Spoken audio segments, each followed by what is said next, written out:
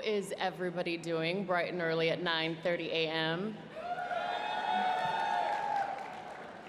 It's kind of ironic that the last day is the most important day in terms of what your call is this afternoon as you go to the Hill and advocate on behalf of Israel and her people.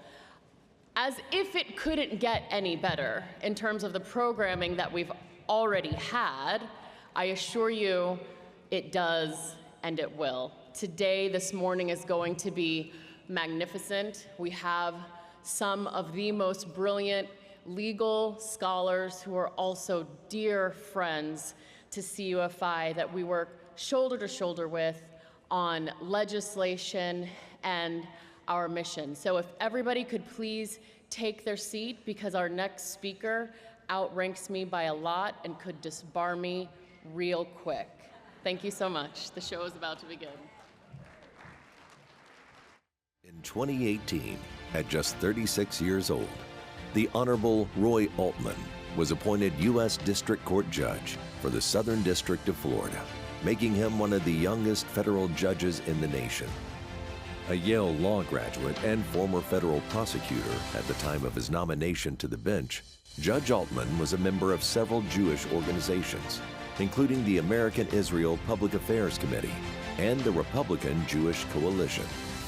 As a Venezuelan-born Jewish American with deep personal roots in Israel, Judge Altman has emerged as a leading voice on matters of Zionism, anti-Semitism, and U.S. Israel relations.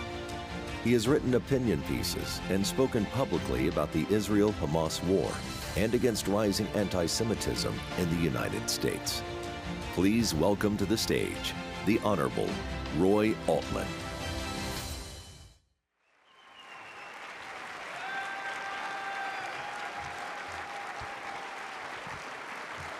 Good morning, everyone.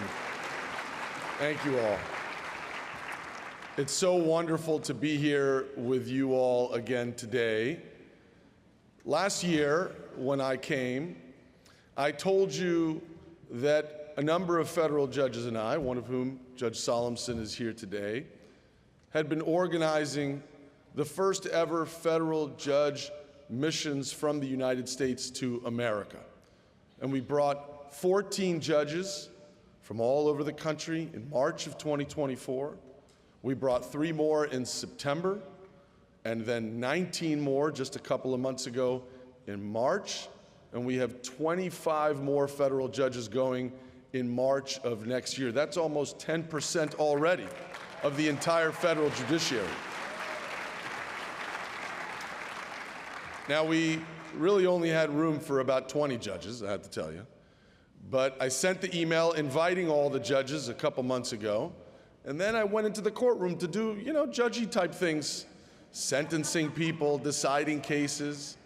And then I came back into my office, and 25 federal judges had said yes. And I just don't have the heart to turn them away. Because you see, these judges from all 50 states, they're not Jewish, they're Christian. And they've never been to Israel before.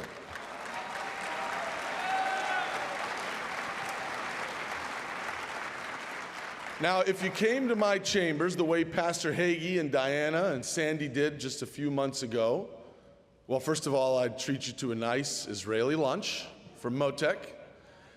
And after you were done with your shawarma and your hummus and your pickles, I'd bring you into my office and I'd show you the framed letters that these judges have sent to me about how meaningful the trip was to them. And they say, by and large, that aside from marriage and children and their appointments as federal judges, this was the most transformative event of their whole lives.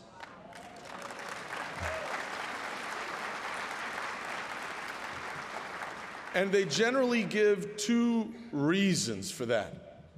And it's those 2 reasons I want to talk to you about today. The first reason is because Israel is a place where, let's face it, miracles still happen. On our last trip, we were there in March, and during the week that we were there, it was Ash Wednesday. And honestly, I have to tell you, I was a bit anxious because on that day, we were set to leave for the first time in a judge's trip to see the North, to see all the towns and villages that had been destroyed by Hezbollah fire over the course of many months. And so we had to leave very early, 7 o'clock in the morning.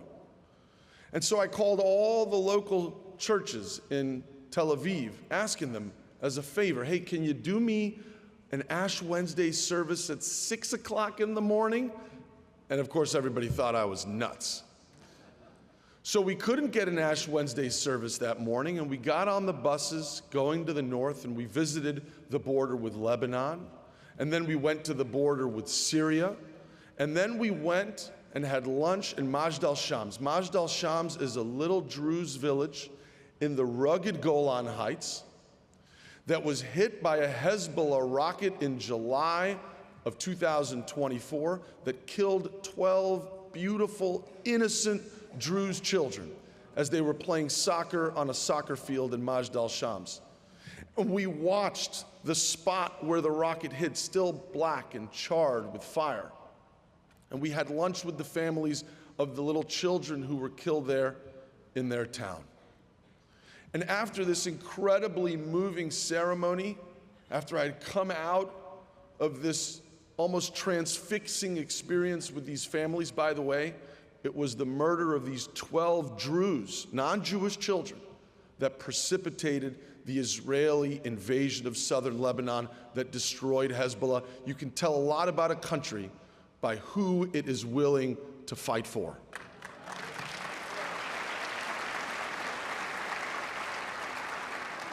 But as I came out of this transfixing experience, my anxiety began to build because, again, I was afraid that these Christian judges had come to Israel for me and my heritage, but that they would feel that I didn't care enough about their heritage to find them a proper Ash Wednesday service. So then we get onto the bus, and you'll know that I pack about 1,000 events into each of these days with the judges. There's no sleeping time. And so the Israelis are constantly yelling at us, yalla, yalla, you're late, move, move, move. And federal judges, we don't like being yelled at, you know. And so we get onto the bus, and the Israelis come to me and they say, Judge, we can't really explain it, and we don't know how it happened, but somehow we've got an hour to spare on our schedule, our first miracle.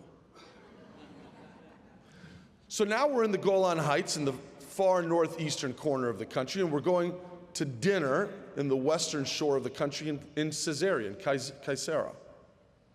Well, what do you have to pass to get from the Golan Heights to Caesarea?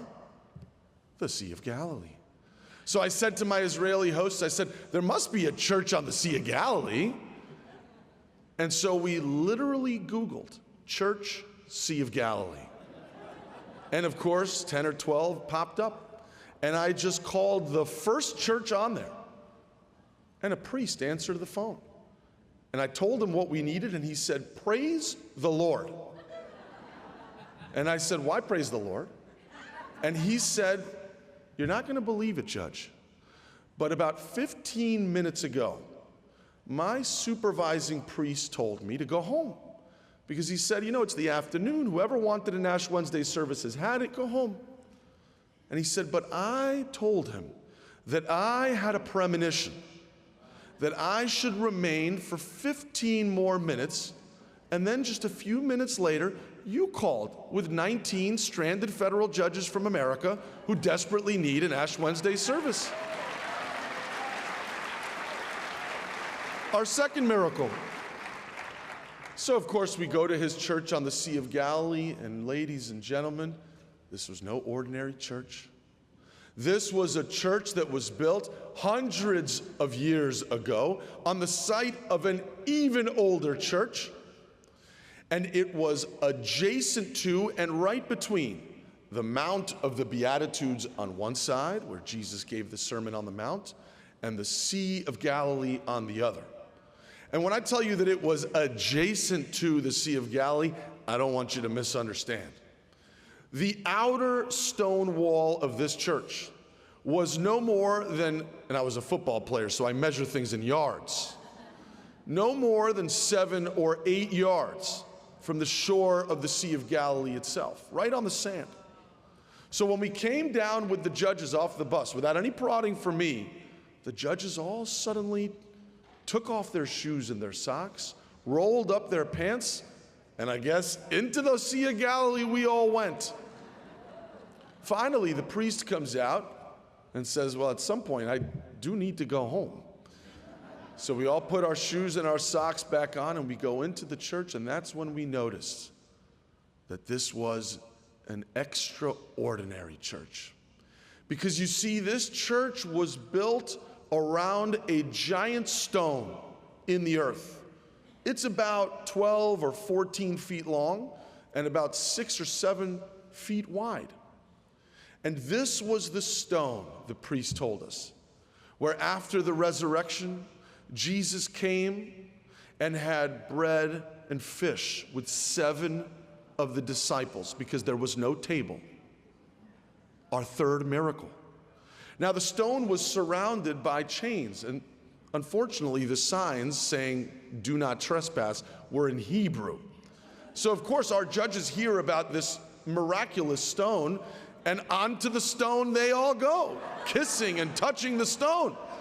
And the priest comes to me and says, Judge, please, get them off of the stone. And I said, Father, nobody's touched that stone for 2,000 years. Let the judges be on the stone. But then we had, in that sacrosanct place, the most meaningful Jewish and Christian Ash Wednesday any of these judges had ever experienced in their lives here on earth. The second reason our judges give for why these Israel trips are so transformational is because in Israel, you can really feel our shared Judeo-Christian heritage, because that's the place where it was born. You know that when Jesus was born, he was born in Bethlehem, a town that the international community now insists on calling occupied territory. I'll never understand it. It means house of bread in Hebrew. And when he was a young man, he moved up with his family up to the Galilee, and he became a great preacher and rabbi on the Sea of Galilee and in the Galilean Valley. And then he came to Jerusalem. And when he came to Jerusalem, that he washed himself in the Siloam pool, and he walked the 2,000 meters along the Siloam Road up to the Temple Mount. Folks, for thousands of years, that pool and that road have been buried for history until now. Archaeologists in recent years have excavated and uncovered the Siloam pool and the Siloam Road underneath an Arab neighborhood in Jerusalem, and it's not open to the public yet, but we, the judges, had an opportunity to go down into the mine shaft. And we were down there in the dark, dank mine shaft, 2,000 years since it's been seen by the light. And we're walking in these old paving stones. And one of our judges, he asked our tour guide, he said, how many levels down do we have to go until we can touch the stones that Jesus himself would have walked on? And the tour guide said, no, Your Honor, you misunderstand. These are the stones. And at that, the judges all got on their hands and knees and started touching the stones with their hands. And then on one of the stones, I noticed a glimmering object. So I went over to it, and I illuminated the spot with my iPhone, as one does. And I noticed a gold or silver coin, I couldn't tell which in the darkness, emblazoned onto which was the ancient menorah, which had stood in the Temple of Solomon encased in gold for hundreds of years before its destruction. There we were, folks, a Christian and a Jewish judge, standing on our hands and knees in the darkness, recognizing that the ancient paving stone we were inspecting, encapsulated in just a few square feet, our shared national and religious heritage, our home. But this unity between Christians and Jews is nothing new. It's not modern. At the dawn of Christianity in the 1st century AD, Christians and Jews didn't really perceive themselves as being members of wholly distinct religions as we do today. They instead saw themselves as members of distinct sects in a common family of religions. You heard the pastor talk yesterday about us believing in one common God. That was true then as it is now. Remember where we were in the 1st century. Rome had conquered the holy city of David in 63 BC. And after a civil war, Mark Antony and the Senate had installed Herod the Great as king of all the Jews, king of what was called the province of Judea. This was a time of great dynamism in Judaism and Jewish history. Josephus, the great historian who was first a commander in the Jewish revolt against Rome, and then, amazingly, chief historian to the court of Vespasian, emperor of all Rome, tells us that there were 6 primary sects of the Judeo-Christian family, as he called them at the time, in the land of Israel. The Pharisees and the Sadducees, who of course feature prominently in the New Testament. The Essenes, who probably composed most of the Dead Sea Scrolls, and whose members would die atop Masada, the ancient Judean fortress in the Negev desert. The Zealots, who were primarily responsible for starting the revolt against Rome. The Herodians, loyal to the crown and to Rome. And the Christians. They had their own theologies, their own doctrines, and they disagreed about important things. They agreed on many other things. They had their own political orientation towards Rome. And most importantly, they had different answers to the driving philosophical question of the day, which was, if we are truly God's children, his chosen people, then why has he allowed us to be conquered by pagan Rome? The point, friends, is that however deep the theological divisions ran at the time, we should always remember this, that the vast majority of early Christians were born in and died in the Holy Land of Israel. That the vast majority of Christianity's early founders, including all of its principal members, were Jews who worshiped at the temple in Jerusalem. And that ancient Christianity very much saw itself as belonging no less than the other Jewish sects to the ancient Israelite tradition, dating back to Abraham and Moses and King David. But it wasn't just the Christians and Jews who saw themselves as members of a shared faith belonging to the same God. The Romans saw them that way too. Christians and Jews were often persecuted and prosecuted for the crime of what the Romans called atheism. Now, atheism in Rome didn't mean just a generic disbelief in God. It meant that Christians and Jews, whom the Romans saw as members of a single faith, refused to worship the imperial cult of Caesar. In fact, in the year 49 AD, principally because of this sin, the Emperor Claudius expelled both Christians and Jews from the city of Rome. My friends, Emperor Claudius and his Roman enforcers are long gone. But even today, we Christians and Jews still face a common enemy who means to destroy all the wonderful things we've spent the last 2,000 years constructing. You see, this precious civilization we call the West, a civilization that has given us all the wonderful freedoms we enjoy: pluralism, religious tolerance, the rule of law, an independent judiciary, near and dear to my heart. It's under attack. Our enemies in Russia and China and Iran, they see the insane chance to globalize the Intifada and the anti-Israel protests on our college campuses and in the New York mayor's race, and they are exuberant. They understand that when the West attacks Israel and attacks the Jews, the West is just chiseling away at its own foundation stone. They think we're crumbling. They think we're weak. They think we're pushovers. They deride our convictions as rootless, our traditions as ephemeral, our civilization as temporary. But how wrong they are. The truth is that Western civilization, our civilization, is deeper, richer, and more ancient than any other civilization in the world today.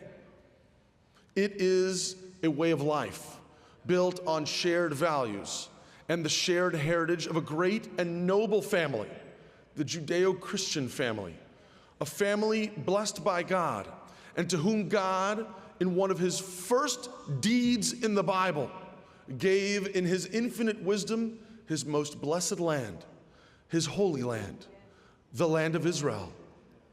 If we are to survive the civilizational struggle that is raging all around us, then we must remember who we are and where we truly came from. We must remember above all else that our ancient Israelite ancestors, that they saw themselves as members of a shared faith, a shared community, a shared civilization, emanating from and finding its highest form in the land of our forefathers, the land of Israel. Through their blood and their sweat and their tears, they have passed down to us the blessings of their values and their civilization across thousands of years and many generations. And folks, listen to me closely. We do not have the right to relinquish it. Not to Hamas, not to Hezbollah, not to Iran, not to the supporters of terror on our college campuses, not to anyone.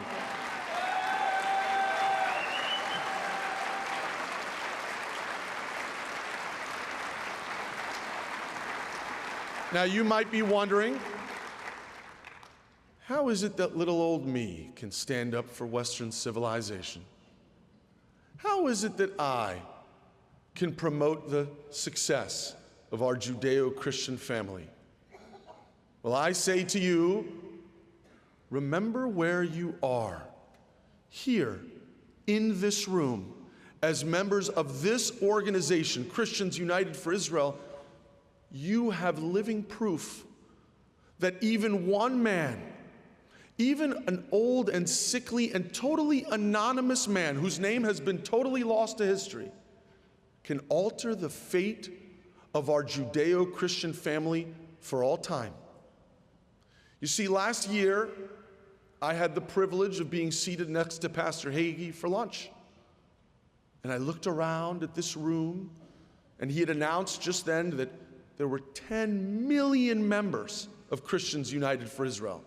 Just as context, there's only 6.8 million Jews in all of America. It's amazing. And I said, Pastor, how did you start this thing? And he said, you want to hear the story, Judge? And I said, of course I do. And he said, Begin had just been elected, 1977, 78. He was in his church in Texas. And the pastor said, we've got 5 tickets to go to Israel. Who wants to go? And Pastor Hagee, a young man, in my tale, a handsome man, raised his hand and said, I'll go. And so he went to Israel. traveled all around the country, was very much moved by the things he saw there. And then one day they went to the Kotel, to the Western Wall, the Wailing Wall in Jerusalem. And he was praying at the wall with his hands against the wall, as one does. And he said something told him to look to his right. And so he did. And there he saw a very old and sickly man in a wheelchair, with his eyes closed, holding the Bible and crying and praying fervently with his eyes shut. At some point, Pastor Hagee and this man struck up a conversation, no more than 10 minutes. But folks, after that conversation, Pastor Hagee determined that he had to change the entire course of the rest of his life, that he would dedicate the rest of his life to protecting and preserving the one Jewish state in the world, and to altering the fate of our Judeo-Christian family for all time.